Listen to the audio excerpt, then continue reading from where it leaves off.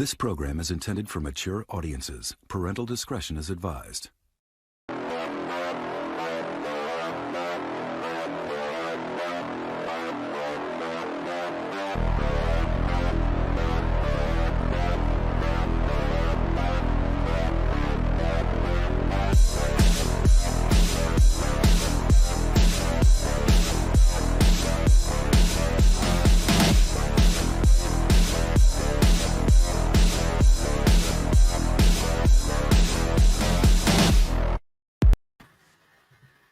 All right, boys. Now we're live. Live on the internet. Oh, we lost Tom.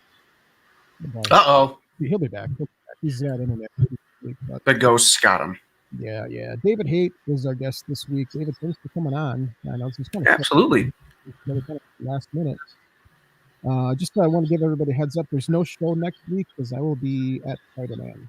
So no show next week. I might pop in after the movie just to know how I think, how amazing it is. I'm really looking forward to it. Are you looking forward to Spider-Man, Dave? One more time, sorry.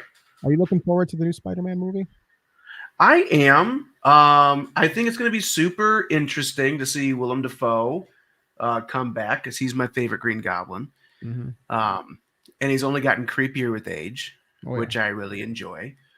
So it'll be really nice to see the old man in the sea, come back and kick some Spidey butt. Yeah. Or maybe he doesn't kick anyone's butt. I don't know. Maybe there's going to be zombies coming out of some portals now. I don't know what's happening anymore. Could be. Yeah. You just don't know. Oh, there's Tom. Hey there. Hey, sorry about that. Having internet troubles. A little bit of internet issues. Yeah. December's got some good movies coming out. The Matrix is coming out. I can't believe there's another Matrix movie. Definitely interested. They can do them forever, Chris. All they have to go is, oh yeah, by the way, that movie you just saw, that was another Matrix. They were in it. It's like Inception. It's always another dream. Like, oh, you thought the red pill got you out of it? No, it just got you into the next level of the Matrix. Next movie. There you go. I'm looking forward to it. I don't know. We'll see. We'll see how it is. David's also a filmmaker and an editor. I know you've worked on just a bunch of projects. And you worked on I Dream of a Psychopath, didn't you? Were you an editor? I was an assistant director on their Answers segment. It's for those who don't know what I Dream of a Psychopath is. It's an anthology, paranormal drama. It's hard to kind of codify like the genre that it is because it's a really unique and more touching than horrifying film. But yeah, no, I was an assistant director on one of the bigger segments. And then I did some behind the scenes stuff, brought in some crafty stuff for, one of their shooting days. And I did some BTS for another one of their days. So I was there for a lot of the shooting, which was really awesome. It was a great learning experience to be on a feature in a lot of different roles. And it was also really great getting to work with Danny Villanueva. How handsome is that guy? I went to high school with him. We were in high school together. Yeah. Wow. Yeah. I never talked to him at all. And then here we are, more than a decade later. And it's like, wow, we would have had something in common if, either of us had spoken up. Yeah. Yeah. One of my questions was going to be what was it like working with Danny? Because I think that was probably a lot of the crew there. That was probably a lot of people's first feature film. I can attest to the camera crews that came on because a lot of them work for companies in Chicago.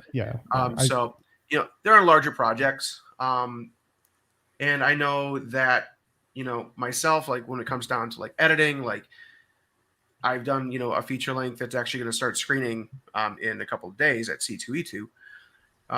And one of the other cinematographers has shot 2 feature length movies on his own. That'd be Mike Detterman. Mm-hmm. So yeah, I think the majority of the crew had, in the Jessica Liebling, I think that's her name. She was one of the actresses in one of the segments, and she's actually worked on Bridge of Spies. Oh yeah, with Tom Hanks. So I'd say we're all newer to it, but I don't think like feature length was something that was foreign to any of us really. if that makes sense. Yeah, it does. It does. What's the shittiest film you ever worked on? Oh, you can be honest. Like, have you ever had a job? I'm not going to name names. I'm not going to name names because that can be rude. Yeah. But it happened earlier on in my career, I guess, and it was a project where we ended up having to bring an actual handgun into a college, and then didn't learn until the day of that we did not get permission to bring that handgun into the college. Yeah. Ugh, just like thinking back, holy crap. And then just the post process was horrific with expectations that the director and producer thought he was going to achieve with literally no plan. And then they went to go show the trailer that I put together, which I thought was okay, considering, there was nothing to work with in terms of footage. Again, because there was no plan. Mm-hmm. They went to go show the trailer and they didn't test any of the equipment, so nothing worked. And they had this big fundraiser to make a feature out of this trailer, and it fell hard on its face. Yeah, I'm not going to. Luckily, I had to work that names. day. I'm not going to name any names, but I saw a film that you edited, and I know for a fact that the footage was in rough shape. Like, I didn't think anything was salvageable, but you put it together and you did a really amazing job. So I think you're a really good editor. So did you ever have those kind of projects where somebody just gives you a bunch of footage and say, hey, make something out of this, and it's just complete shit footage? You're like, what am I going to do? You ever have that happen to you? Plenty of times. Luckily I work with just one guy now who is, very much so learning to tell people no and tell people what can be accomplished, and to, outline expectations before getting to shooting. So that's been very helpful. But yeah, no, definitely have gotten footage on multiple occasions that has been very rough for one reason or another. And then, you just kind of say, okay, what can we do with this? And you might watch a movie and you'd be like, wow, this looks terrible. But then if you get the breakdown of what might have happened, for a lot of these sets, because, a lot of them are, they're run by people who, maybe don't know, it might be their first time. Yeah. Might be their second time, might be their third time, might be, their first time in a decade. And they aren't, accustomed to having to be in a leadership position, and maybe aren't, communicating well. Or, I've been attached to sets that, they had a director who ended up just not really wanting to direct that day, and then one other person has to take over. So you've prepped for one vision, and then you have an entirely different vision coming up. And I've had that happen actually a couple of times, believe it or not. And so when you finally get the footage in your lap, you were expecting one thing, and now you have something that's slightly different. But then you have the original person trying to come back and say, well, we should do it like this. We're like, well, you didn't get that footage. You got something else. So that was you needing to be the director that day, not just hanging out and chilling with Crafty. So plenty of times it happens. But, that's also when you get to be most creative, and that's also, a good opportunity for you to learn what not to do when, you yourself are a filmmaker and you're like, well, I know that when I'm on set, I'm not going to be the person that just goes off and, grabs a coffee and doesn't pay attention to what's happening with my crew or my actors, because that results in a rough post. Anything that I hear, if I ever hear audio that says, we'll fix it in post, I just shake my head and I'm like, we're not fixing that. You can find someone else to fix it, and that's going to cost you some money, friend. I say that I say that a lot on the show that I produce, but it's okay because I do everything in post too. So, but I say that a lot. Like, yeah, it's one thing if the person who's doing post says it. It's completely different if it's someone who has no attachment to post. Yeah. That's like my favorite catch line. Just like, don't worry about it. We'll fix it in post. Whatever. Just let's get the shot in. But yeah, like I said, I've been attached to films that just horribly run, and just I didn't think were salvageable. And I've seen what you've done, and you've done just an amazing job with some of these films. So I'm really impressed. Thank you very much. Yeah, absolutely. But you have a guest with you. I think your wife is on, and you guys have a new project that you guys are working on. We do. I'm gonna let her. I'm gonna let her cover some of that really quick. Yeah. Okay. All right. Hi. Hi. I'm Jen Haight, David's wife. We have a really exciting new venture that we decided on. We just got done planning our wedding, and afterwards I'm definitely an organizational planner, and my dream would just be to plan events and have that be my life's ambition. But we decided with our spare time, because somehow we thought we had a lot of spare time. I'm not sure where we thought that, but we don't have much of it, but here we are. We're from Kenosha, Wisconsin, and we were talking about having a film festival, highlighting a lot of the different local filmmakers in the area. Dave and I were just talking one day, and he's like, yeah, I'd love to just do something, just get some local filmmakers together and do a little screening. And then just, I guess, me being me, I was like, well, why don't you do something bigger? Are you going to have snacks? Snacks was the first thing I thought of, because that's where my brain always goes to. And then we kind of just started putting ideas off on each other. And we actually had referenced the Twisted Dreams Film Festival. That was actually the first film festival I've ever gone to. And I was like, well, this is really fun. Why don't we do something similar in Kenosha, and let's bring it to our little city and see if we can get some interest in some independent filmmakers, because they're honestly just so talented. And just even from what I'm seeing, the big blockbuster movies that are coming out left and right that are just so predictable, or just it's another remake of another remake of another remake. I'm we have so many horror fans in the area, and so many awesome filmmakers that I think can do better than what these mega blockbusters are pulling out. So yeah, what's in the drinking water in Kenosha that it's producing so much talent? Oh my god. Okay, so it's so weird. There are so many talented filmmakers just getting pumped out of the Kenosha Racine area. And I'm not sure why. I guess it would just be proximity to, Milwaukee and Chicago. You have a lot of people that just settle here, and, they foster, that kind of creativity. And, eventually you want to start making a movie, and you're not going to drive an hour north or an hour south to do that. You'll make it in your backyard because it's easier and faster. Well, I mean, we're also a really good middle ground point where if people want to collaborate from Milwaukee or Chicago, we're a really good middle ground. And I mean, I have to brag about our community because, despite what you see in the news media, we are actually a very tight knit community. And especially, I would say, in the last 10 years, our downtown area has just bloomed, with so many different restaurants and shops, and just even the art scene.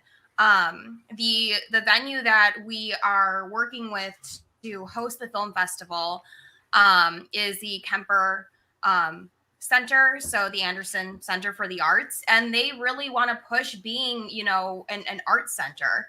And really bring that and bring in young people and have them have a creative outlet. And that's just, it's so important because we have so many creative people. And, sometimes when you don't know that those resources are available, you might not use, your talents, they'll just go awry, elsewhere, so let's bring some notice to our town. But we're in the planning steps right now. We have a meeting with Anderson in a couple weeks, and to finalize everything, and then we're going to start going really hard with social media and posting on Film Freeway to start getting submissions. So keep an eye out. Yeah. Do you have a name for it? The Port of Fear Film Festival. Because Kenosha's a port city. It's a port Okay. city, and you know, one of like the main features of Kenosha that everyone identifies with is our lighthouse. So we kind of want to, you know, take a little spin off of that and kind of go back to our original roots of being a port city, because Kenosha was originally called Southport. Mhm. So yeah, and I so mean, I'm in Kenosha quite a bit, and come on out if you're in the Kenosha area. Come on out to the port, the bar of the port, this Saturday night at 9 p.m. for the Fright Before Christmas. It's an awesome punk show, and there's going to be an art show there too. So Ooh, fun. it is fun. Yeah, Come on out. there's so many events like always going on in here, and like I said, it really has just like blossomed and bloomed. And any way that we can help support our local businesses and just help our city flourish, like we're gonna do it and help, you know, a lot of the young people who are so creative here. Like let's do it. So we're kind of hoping for end of July. So like I said, once we get everything finalized, we'll start pushing everything out on social media, and yeah, we're really hoping for a great turnout. yeah, for sure. Yeah, Kenosha is it's a rad town. I think I'm in Kenosha more than I'm in Milwaukee. I'm just down there a lot with Dr. Destruction. You know, I produce Crimson Theater. I know Dr. Destruction is a well-known figure down in Kenosha. Maybe we can get him to make an appearance at your film fest too. He loves. I'm sure I supporting- could stop him at Piggly Wiggly and be like, "Hey, Dale." Yeah, we literally see him at Piggly Wiggly. Yeah. He does not like being photographed without his makeup on, though. So just Yes, No, yeah, we no. would not we're- do we're- that. although he did make a cameo in I Do a Psychopath, and he I know. looks Well, fantastic. I thought he did a that great wasn't job. that wasn't him. That was Reinhold von Bolt. What? That was right. He goes by the name Reinhold von Bolt. Oh, gotcha. So, Cool. Reinhold. Yeah, that just don't let that out. Okay, no. What happened? No, that we'll fix it in post. Fix it in post. I don't think he's watching. Oh, good. He would have commented already. He probably doesn't remember me anyways. That's fine. He's got a pretty good memory. You'd be surprised. He does. You know, of course, there's another Kenosha horror host that we wanna put in our thoughts and prayers. Yeah, Dedgar Kurt Myers in the hospital is in the ICU with COVID conditions, and I guess it's pretty grim. Oh. So definitely keep him in our thoughts and prayers. It's a no-joke disease. It's definitely something people need to pay attention to and take their precautions with. He's in an induced coma. I guess his lungs Oh. are just destroyed. They're gonna put him on a list for lung transplant. Oh Wow. my That's what COVID did to him. So definitely, Yeah. well wishes to him. Absolutely. Yes, absolutely. What are let's get back on the films though. What are some of your guys your favorite horror films? What kind of inspired you to do a horror film festival? Well, I've been making horror films basically almost exclusively since I started making movies. The first one I made was called Horrible Clocks, and the script was we found a book by William Shakespeare, and then it somehow made the clocks in my grandma's house like possessed and stopped time and trapped you in like this weird dimension. And that's everything I've made since then has been a horror film. And I think it's because the horror genre is just really, it's very malleable to whatever kind of story you really want to tell. And it's a really good way to express, how you're feeling. A lot of people want to do, dramas or, comedies that, you can't really do as much in those genres. Like you can't go fantastical without, dipping into a completely different genre. If you want to add, to a dramatic film, The Headless Horseman, okay, it's a horror now. If you want to add, The Headless Horseman to a horror film, okay, well now it's a very specific kind of horror film. I don't know, it opens up a lot more doors than it closes as a genre. I know that I take a lot of inspiration from like The Lighthouse, from Midsommar. The Shining obviously is a fantastic film. Oh my God, there's a lot. Universal Horror Monsters, all of them. Probably the best one in my opinion is going to be The Wolfman with Lon Chaney Jr. Okay, I was hoping you'd say Bride of Frankenstein, but I'll accept The Wolfman. That Bride of Frankenstein is a very good. close second, but Wolfman for me, let me tell you, that one is just great. That's my happy movie. Nice. What about Jen? What's some of your favorite horror films? Well, funny enough, when we first started dating, I did not like horror movies at all. I'm a chicken. So same with my wife. I forced all the horror movies on my wife. Mm-hmm. Forced my music on my wife, and now she's like, yeah, I kind of like I can dig it. Right. That's kind of exactly what happened. We had like one of our first hangouts, and he was like, I'm gonna pick out the movies, and I was like, oh Lord, okay. And I was like, I'm gonna be brave. I was not brave, but he did. He started me out with Trick or Treat, and then also Cabin in the Woods, which I was like, okay, I can handle it. And then it just kind of kept going to now I'm at the point where I had The Conjuring on. I took a nap to it because I'm just so used to it. Mm-hmm. So there's my level at this point now. We went. I took my wife to go and see The Hills Have Eyes, the remake, when that first came out. My wife was like 9 months pregnant, and she didn't like horror films. She didn't like horror films to begin with. And I forgot there's that scene in The Hills Have Eyes where the baby gets kidnapped. And like before it happened, I'm like, okay, the baby's gonna get kidnapped, but the baby's gonna be okay. That scene comes up, the baby gets kidnapped. My wife walked out and she didn't come back in. I just finished watching the movie. Like, all right, it's your loss, but yeah, it's I like it. It's kind of like for me with horror, it's like curiosity kills the cat, because once I like find out what something's about, I'm like, ooh, but I want to watch it, but I'm scared. But now I have to know what happens. And then, sometimes I, have to run across my hall to go to the bathroom in the middle of the night because I get scared, and, I run and then, shut the door and lock it. And then he's like, why are you locking the door to our, like, what are you doing? And I'm like, I don't know. We just have to do this now for like 5 nights and then I'll be fine. But, I don't know. I think with the horror genre, it's just like, kind of like David had said, there's so many different avenues you can go with it. And it's like you can add in like so many other genres within a horror movie to just like have it like just so well-rounded. What is that movie? This is going to drive me nuts. It's the one with when he gets hypnotized. And he wants to like they want to take his Get body. Out? Get Out. Yes, because that movie is scary as hell, psychological thriller, like covers like, race theory. And I think you can put some gender theory in there. And then it's funny as hell though too. And you're like, this is so effed up, but it's so like funny. And like, it's just like such a well-rounded film. And I feel like with a lot of horror movies, they can be really, really, really well-rounded. And I think that's why I always kind of go to them, because they kind of give you that little bit of a reprieve from being scary, and then they like knock you out. So, and they're fantastical all the same. Yeah. When you're watching that's not real life. As much as The Conjuring wants to pretend that it's a true story, like the facts of that story are so incredibly minute that it might as well you could have changed everyone's names and told the exact same story and it still would have been just as popular.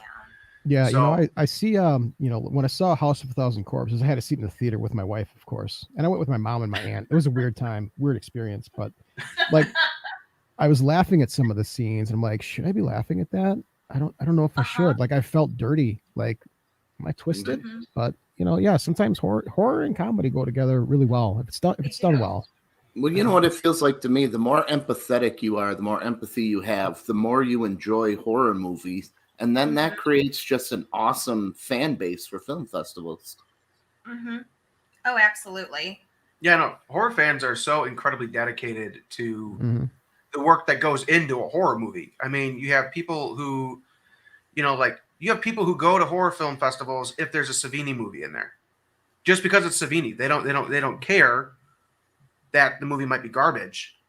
They care that, maybe he did, the makeup, or, maybe he directed it, or maybe he made a, brief cameo for 10 seconds out of this, 90-minute movie. And he's like, well, we got to be there for it. So I think it's just remarkable how dedicated those fans are. And, it just goes to show that there are people out there who really do appreciate the craft that goes behind, what I do, what Chris does. And I'm not sure what you do, Tom, but I'm guessing you probably do something along the lines of what we do as well.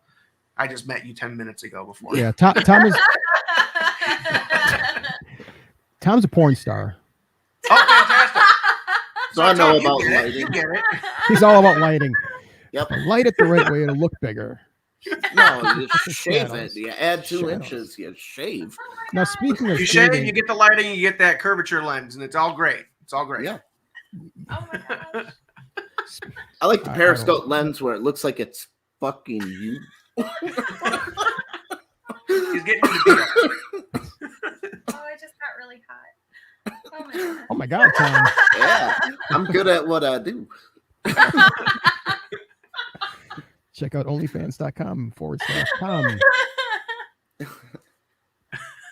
Oh, jeez. What I was going to say, yeah. Oh, Crimson Theater. We took a field trip to Days of the Dead a couple weeks ago, and it's a horror festival. It's a convention, and Bill Moseley was there, and there were horror fans waiting for hours just for a chance to shake his hand and take a picture with him. It's crazy. Like, horror fans are so diehard. We started the festival. We did the festival in early April, and people are like, "Why are you doing a horror film festival in April? Shouldn't that be in October?" And we're like, well, no, horror fans are fans year round. They don't just come out of the woodwork in October. So unfortunately now we have to be in October because Milwaukee Film and their infinite wisdom moved to the spring. So we can't do spring anymore because we're going to be stepping on their toes. So we'll now be an October festival. Jerks. Yeah. Well, I don't want to get started on Milwaukee Film. I'm not a fan of them. I think that's fair. Yeah. We're more of a Kenosha fan film. There you go. Local. Yeah, Kenosha's a rad place. And you're going to have it at the Kemper Center. Kemper Center has a really rich history too, and that's haunted. That's a very haunted building, supposedly haunted. Supposedly, yes. Yeah. I know that they are trying very hard to definitely like shake that away. Oh, are they? They're Okay. trying to definitely focus more on being an art center. So I know we told them we weren't planning on perpetuating that, which I can understand because, they had a concern about people trying to like be amateur ghost hunters and go around and, it's a liability. And I was like, nope, I totally get that, but people can do their own research and make their own conclusions for sure.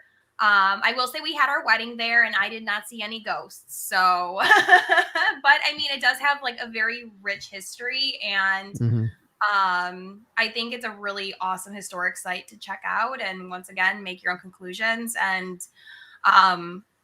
we are full on like planning on working, like I said, with other like local businesses within the community. We'd love to have like some food trucks come out. They do bars, so cash bar, have some drinks, have some food, and we're hoping for some other like little extras, for Instagrammers and whatever. Whatnot. I don't know. I'm 30, so I'm just going off based of my siblings who are all in their early 20s. You're just a baby. 30. You're just a baby. Jeez. I am not the Tom baby says, of my yeah. family. Yeah. All my sisters are like 21, freshly 21. So they're like, "You're so old." I'm like, man, I try. I have kids older than that. My kids are like your age. Yeah. My kid's 27. And I have 3 teenage daughters. So Jesus Christ, I'm never gonna get out of it. Kids, man. You're gonna have one on the way too. Oh, that's right. Yeah. Talk to Heather. Supposedly. Oh, if we had a kid right now, it would come out like a homunculus with all the cancer meds I'm on. They're like, don't have Or kids. a superhero. Maybe. Or a Maybe. superhero. Yeah. I'll have the Incredible Hulk. Your poor wife. Yeah. I don't think she's watching. She would have commented already, or she would have hollered at me. But yeah, I'm on these cancer meds, and they're like, don't have kids. This highly chance for like major deformities, like Oh my kids gosh. coming out with like the Elephant Man. Oh my gosh. Kind of cool, but yeah, we weren't gonna have any more kids anyway. Yeah. I've got Yeah, 4. but then you run a horror film festival. Your kid don't even have to dress up. Yeah, I mean, I'd be the kind of guy that if that kid, Okay, a boy, you're naming it Igor right away. if we had and a girl, Peggy. Yeah. if we did have a kid that came out like deformed and was like, and just died, whatever, I would totally put it in a jar of formaldehyde and like charge for it. Oh yeah. I would like get a little stand at 7 Mile Fair and just put it in the seatbelt and get the carpool lane. Yeah, there's a story. There's a guy. There's an old Sideshow guy that I knew that had a 2-headed baby in a jar, and the dude would like take it out every Christmas and put it under the Christmas tree, put a little Santa hat on the jar. People actually do that, so I don't want to make fun of it, but yeah. I don't want to make fun of it, but I mean, damn. We're going to. This is an interesting podcast. We've covered strippers and or porn stars. I was gonna say not strippers, not yet. And formaldehyde babies. Jar babies. Real babies, real babies in jars of formaldehyde called jar babies. When they were banned, basically they took you can't sell them anymore. I was going to say they took molds of the babies and then they like made they poured rubber in, and then they're called bouncers. Those are the fake babies. A little bit of Sideshow lore for you. I have a Sideshow background. Yeah. Can I 3D print one? You could. I don't know if it'd be called a bouncer though. They got to be made out of rubber. I feel like that'd be a great podcast idea. Just like Sideshow Carney lore from like all the way like back in the day. I grew up. My dad was a magician, and we had a bunch of different shows. That's how I spent my summers, just traveling. I got weird stories for days. Okay, yeah, like do it. Trademark it. Do a podcast. I think that'd be fascinating to listen to. Yeah, one of the weirdest things I remember. This was before Roger Rabbit came out, but do you remember Baby Herman in Roger Rabbit? Remember how he talked with a cigar and he talked? Yeah. There were these Siamese twin midgets that their gimmick was they were supposed to be like ugly babies, right? So they were like 80-year-old men, like something like that. They were real old guys, but they were Siamese twins joined at the hip, and they wore diapers. They wore the bonnets. And oh my gosh! You know, before the fair opened, they would walk around, you know, bare feet on the rocks, and they got their diapers and their bonnets on, and they were smoking cigars and drinking their beer. They were the nastiest men too. I just avoided them. But they talk. It was like a Siamese baby Herman. Oh my god! I'm like a 10-year-old kid, like scared shit. Scared to death. Yeah. Most of the as a 10-year-old kid, even their shadow would scare the shit out of you. It was a horrible experience. Most of them were, you know, wax figures. You know, we had very few live people at that time when I was doing it, but the few live people, most of them were really good people. You know, a lot of short people, dwarfs, midgets, whatever you call them. But yeah, that one just always stuck out. I should do a podcast just about that. I feel like you totally should. Like, I would be fascinated to hear stories. Yeah, they're good people. I mean, real good people. Doesn't it suck knowing that one of their like Instagram pictures of them will get more likes than you'll ever get in your entire life on anything? Pretty much, yeah, pretty much. Did you ever see those Siamese twin girls, Abby and Brittany? That are attached at the head? Yes, they're conjoined at the head. Yes. Like, oh my God, they would have made so much money back in the day. So much money. You know, the Sideshow performers were wealthy beyond you could ever imagine when they retired. I mean, I heard that there was. Oh no, you're good. No, I heard that they when they were starting to. My dad used to know a comedian who was a midget, and he worked at a restaurant in Milwaukee where his giant oversized Nacho Mama, Nacho. Oh yes, and I remember him. People stood up and like were at the courtyard to make him not do that, and he was like a professional comedian on top of it. I totally and he was remember making him. like 7 figures in tips, just walking around with guacamole on his hat or something, and you would take a chip and. I remember that, and I remember all the uproar for that. That's when like cancel culture first started too. Yeah, and he was pissed off. He wanted the job. He's like, I make more money than being a comic. Same thing with the Sideshow performers. You know, the freak shows. They were making bank. I mean, they retired very wealthy people, and you know, social conformity. You know, whatever ruined all that for them. So then they were literally homeless. They can't work jobs. You know, who's going to hire people like that? That was the only job they could do, and they made a lot of money. Hire the Siamese old man, filthy talking baby. I don't know whatever happened to him. I don't know, but yeah, I remember that. What was his name? I used to know his name. Hector. Joe something. Joe Hector something maybe. Yeah, I remember that. Man, good times. He was a cool dude. Yeah. Sideshow people, man. Good chips, making bank. You wouldn't realize that they. Yeah. Wow, I don't even know where to lead up with that. That's amazing. Yeah, that's. I don't know. Let's get back on a film. David, did you ever go to film school? You self-taught? No, I actually I went to Parkside. I got my degree in writing and composition. I know a friend who has the same degree from the same school. Now, does that friend have a certificate in film studies? Nope. Nope. Well, I do. All right. So Parkside was a party school, I heard. Not when I was there. At least not for me. Nerd. Yes, Yeah, absolutely. pretty much. Didn't get invited to parties at a party school? Nerd. My section of the English major, my little friend group, we didn't do many parties until like my last year and a half.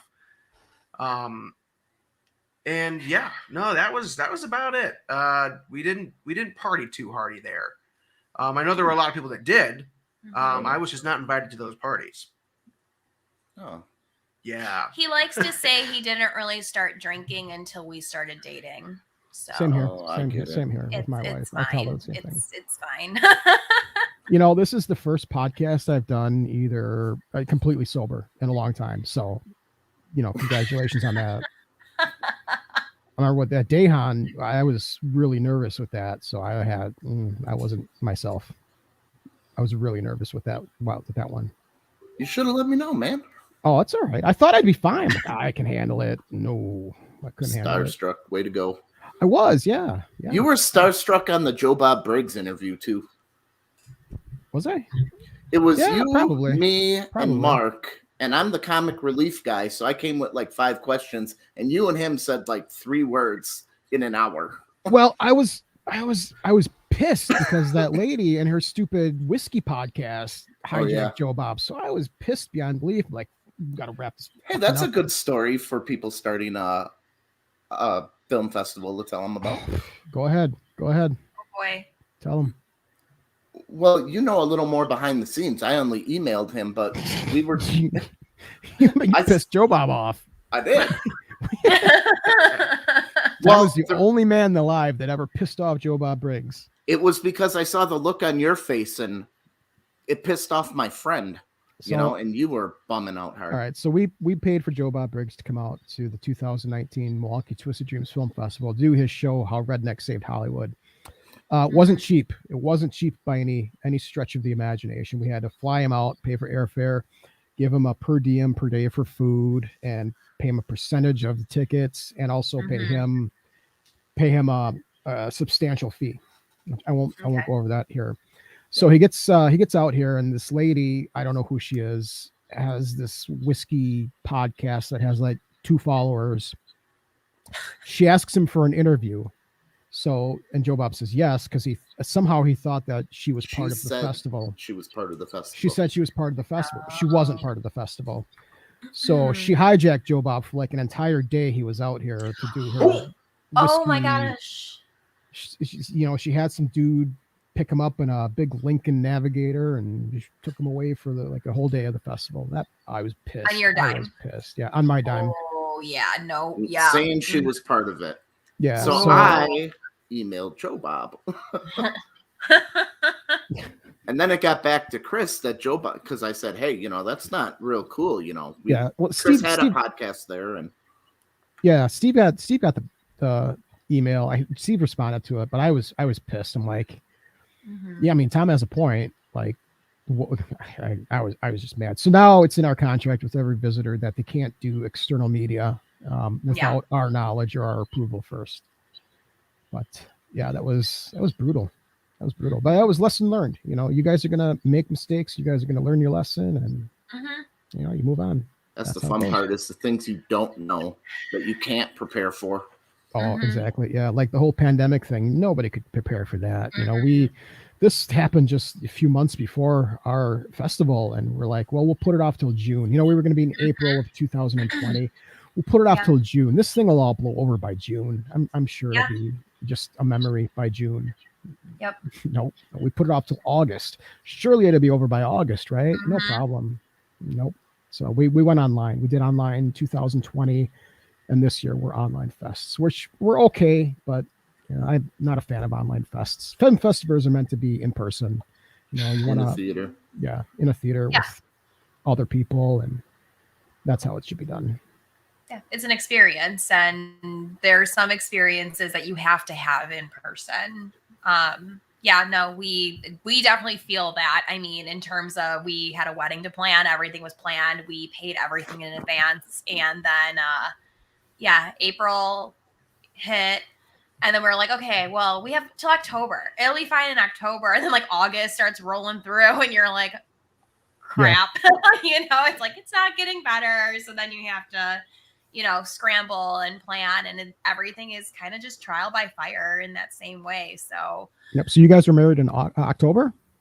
so we had our little tiny COVID wedding in October of 2020. What day? And then October 2nd, 2020.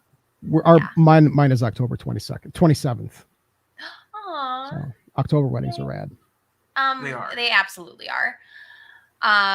But yeah, so we had that, and it was super small, and we had it at Kemper Center because while we were going through COVID and trying to reroute that, we also had everything that was going on in Kenosha in 2020 also simultaneously happening like that same exact time period. So it was an experience. It was something. Mm-hmm.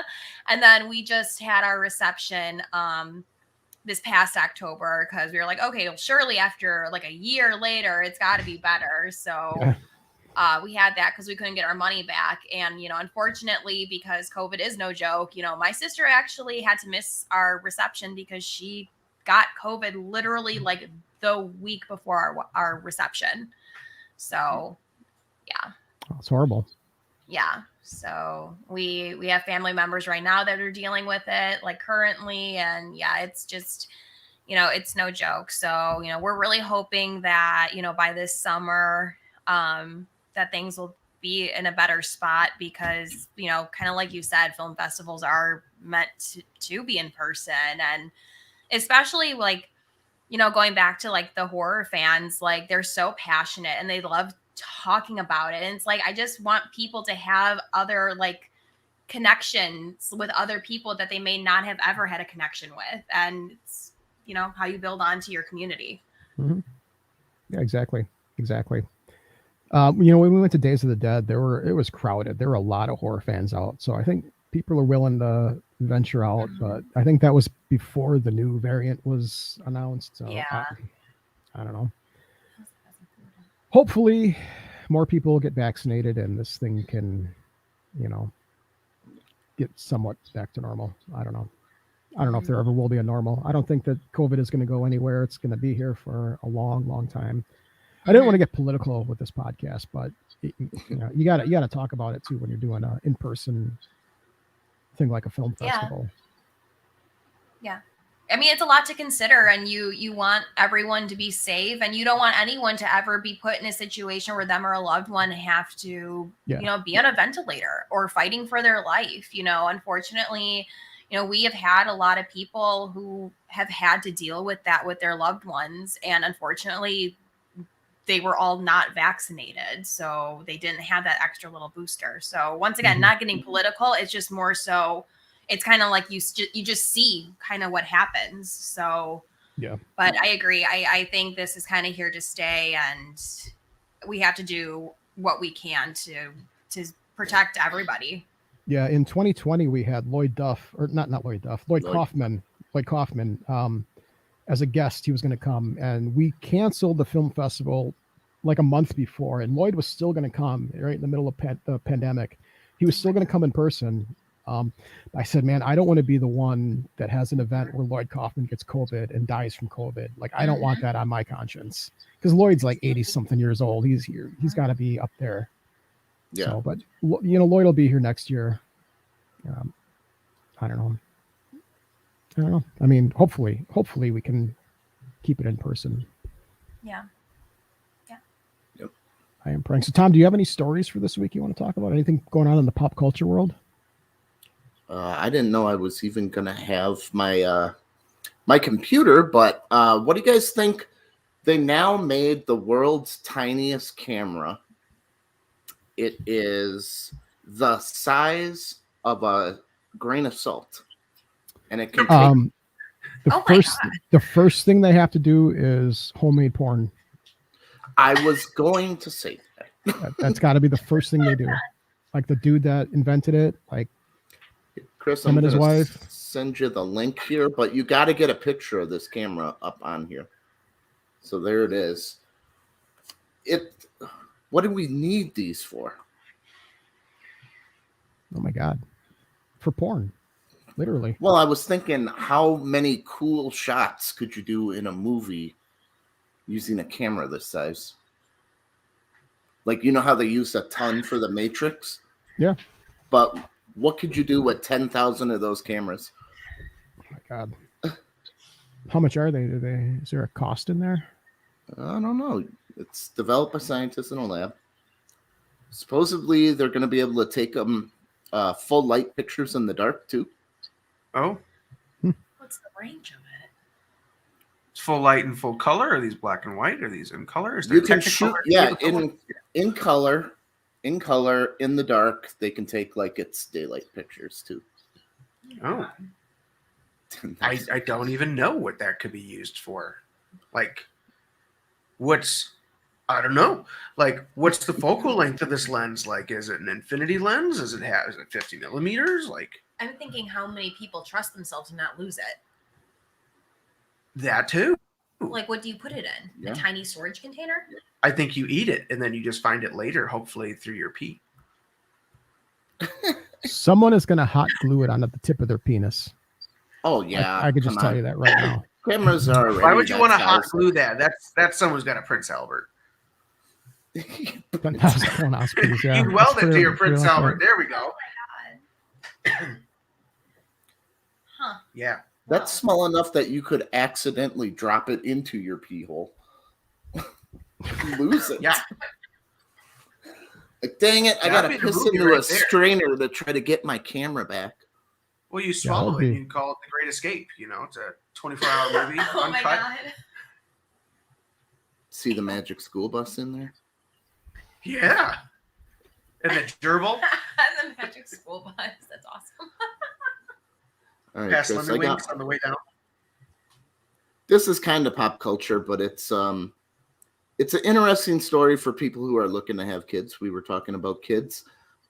Wondering if your kid is too popular for their own good.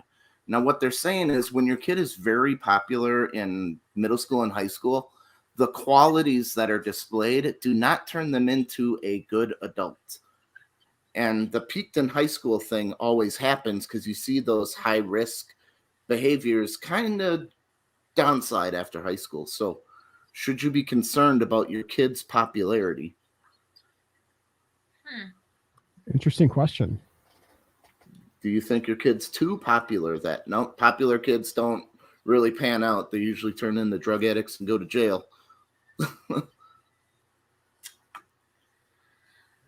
That's a tough one because I don't have any kids. I would just assume mean, that, you know. I would think it depends on how they use their popularity, and that's going to tell you kind of what person they are, because it's kind of like, I mean, if they're super popular, it is kind of like a little power play. And are they going to be assholes? Like the asshole kid, you know, in high school who was popular, because we all know who she was or he was, Mhm. you know. But I think if you're genuinely just a good person and you're using your popularity, but you're not using your power for evil, then I don't know. That's hard. There's so many factors that I feel like go play into that I don't think you can generalize it. I would ask where the study comes from and who did the study and what their variables were. And that's what I would do. I would say, what are your sources? Nerd. You ain't coming to our party. This is why I'm not running parties. Oh, Nerd. So, have you guys heard of Amazon AirTags? Amazon AirTags. There's a lot of stuff coming out with Amazon right now. I feel like they have Yeah, I thought 8,000 the- subsidiaries. So The I have no garage idea. door thing was creepy Yeah, enough. the garage right? door thing's weird. That's where we're fixated right now. So, AirTags are what you put on something you don't want to lose. Like you can put it to your car keys and it'll beep and make noises, and you can track it on your phone where it is. Okay. Oh yeah, we have something like that. It's what is it called? Tile. It's called Tile. Okay. Little wireless Well, things to your thieves phone. have now decided to put them on fancy and expensive looking cars and track you to your house and rob There you you go. later. Oh, Oh my God! There it is. There Brilliant. it is. love Ah. it. Love it. That's how we eat the rich. Oh. So now anybody who's driving a car, they come and they'll either steal your car later or they'll just know where you live later. And yeah, this guy's got nice stuff. And then they'll also know where you live, watch your phone, and they'll know when you're not home as Yep. you Oh leave. hell no! Thieves are smart, man. Things are If only really they'd- smart. If only they'd put that to something positive. Uh huh. So I have something that I want to share. This is a little bit of a follow-up what we were talking about last week, but we were talking about Dracula. Nicolas Cage is Dracula.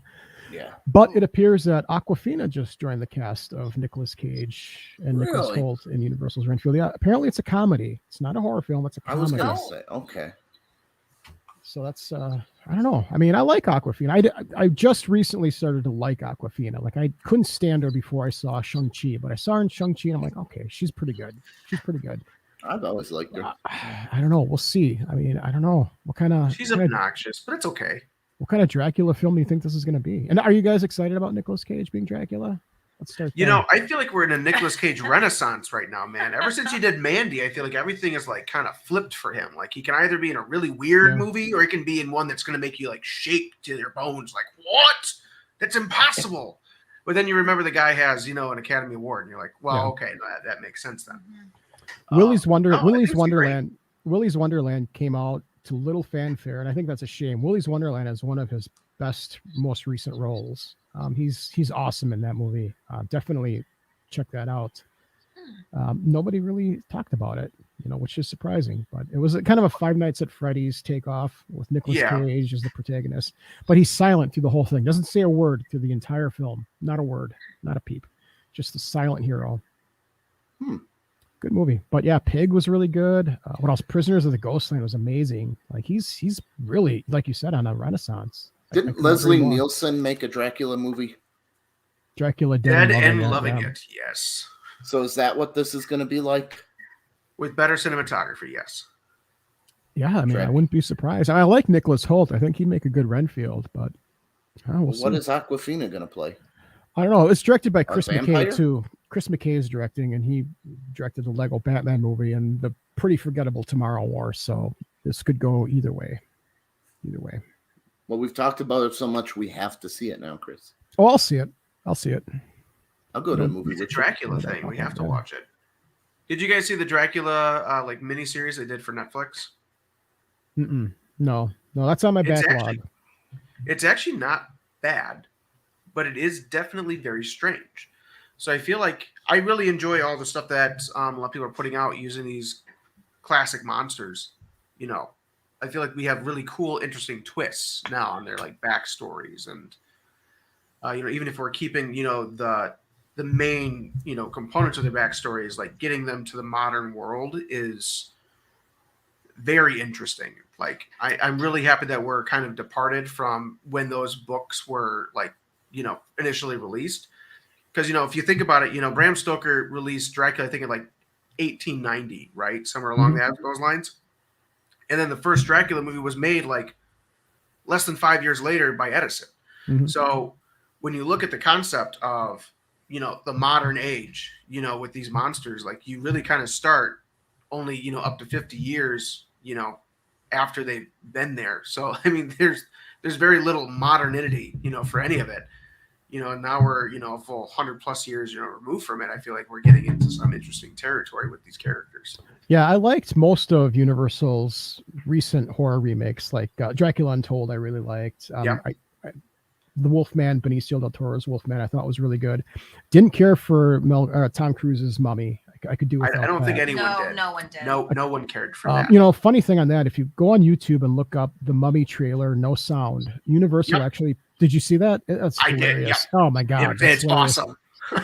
Universal released a trailer of the Mummy without the finished sound. So you got Tom Cruise just like yelling into it's like ADR. He's just yelling into a microphone. It's hilarious. Yeah. Hilarious.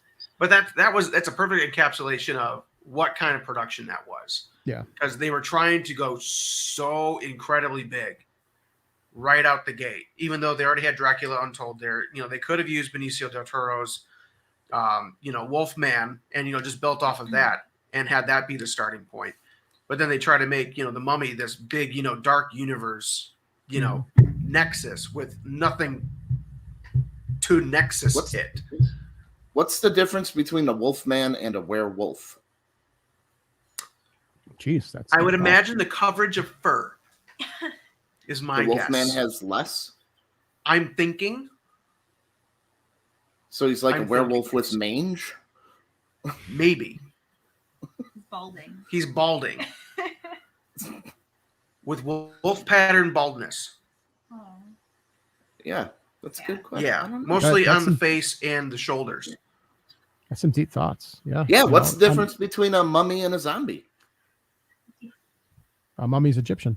Well, a mummy was resurrected by a spell, and a zombie just came back because someone decided to lick a doorknob at the wrong time. Okay. Yeah. It makes you think. It does. Stop licking those doorknobs. Frankenstein more of a mummy or a zombie? Well, he's neither because he's alive. Actually, yeah, that's right, because he is alive. I had a very deep conversation with someone over the internet about this about 5 years ago, because I said Frankenstein's monster was a zombie, and they're like, nope, and they gave me facts, and I was like, oh damn, I was wrong. Yeah, it's got a beating heart, it's got a working brain, like, it doesn't desire flesh, nerds so stick together. Nerds stick together. Not even a working brain, like the man is philosophical. Yeah. Trying to figure out the human condition and figure out why people are assholes. I just rewatched Bram Stoker or Mary Shelley's Frankenstein, Kenneth Branagh's Frankenstein the other day, and that's actually a pretty good movie. I was talking to Dale. That's the one with Robert De Niro. Robert De Niro is the creature. Yeah, that's actually a pretty good movie. I was talking to Dale about that. I think we're on the radio show, and he hated it, but I thought it was pretty good. It's pretty good. Of course, Coppola